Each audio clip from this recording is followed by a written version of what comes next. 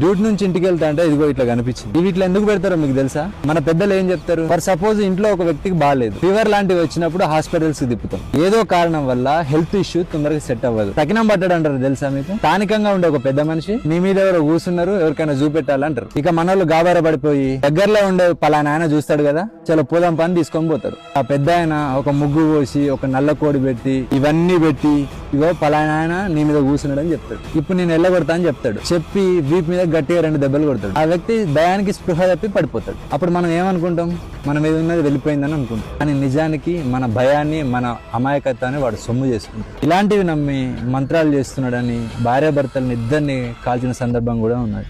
వీటిని ముట్టుకుంటే నిజంగా ఏమన్నా అవుతుందా?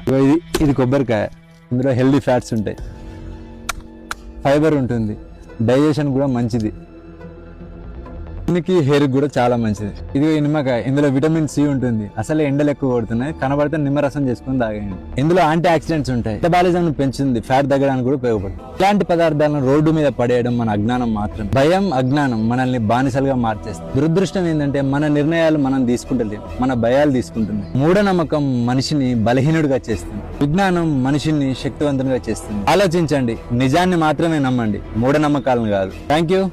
జై హింద్.